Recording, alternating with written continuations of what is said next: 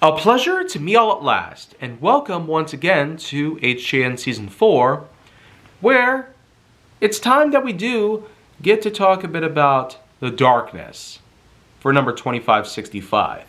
So, let's go ahead and get on into it.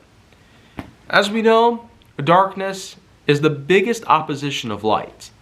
It is in fact what the whole world could be without light as a whole.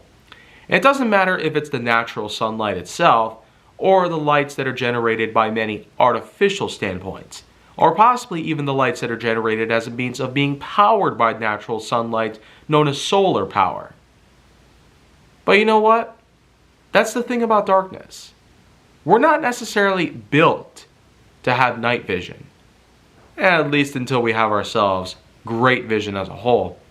That way we could naturally use our own night vision to our fullest extent, provided that we do have a good amount of nutritional value going on. Especially when it comes to the eyes. I mean, they tend to hog a lot of nutrients because how else are you supposed to have the pretty sights ahead of you well visible and well clear cut at all times? You need a good balance. That's the main thing about it. The biggest ingredient of them all. Anyways though, darkness, as we probably know, is certainly a bad idea. But that's the thing about nature. First there's light, then there's dark. There's winds, then there's no winds. There's fire, then there's ice. There's electricity, and there's water. There's always a good opposite to whatever element there may be.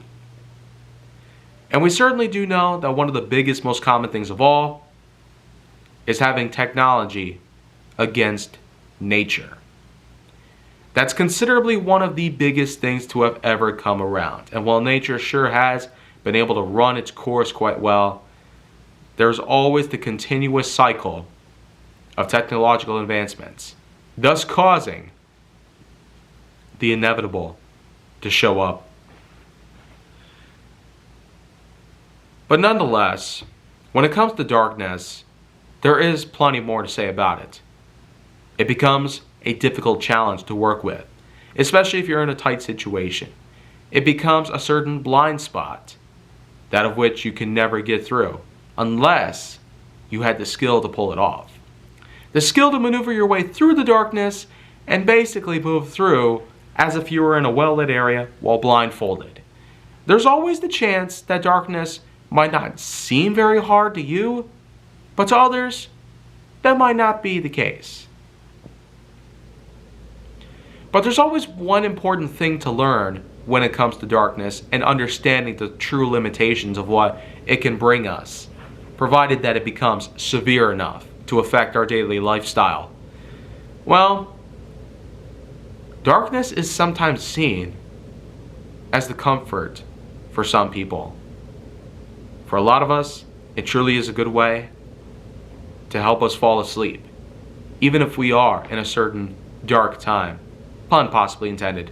But hey, I could certainly see many ways that darkness can actually bring about a more positive outlook to certain people. And as we know, even on a camping trip, there's always the good sign that darkness means it's time to turn in for the night. Even if you happen to be someone like myself, an elapsed albatross, I'm always up and about, regardless of whether it's light or dark outside. And there's always a good chance that the latter will be where I'm most active and or alert. So you know what? Regardless of all the work I've done, regardless of what time of the day that I'm up and around, or I'm in bed, or with everything else, it's always good to have darkness as around to accompany the light that occupies us as well. Now I certainly will say, Nature Book's not quite over yet, and while hours left of the year 2024 remain, but we'll still have more to discuss. So make sure to like, subscribe, comment, follow me wherever you can find me, and stay on the Hollywood side for more.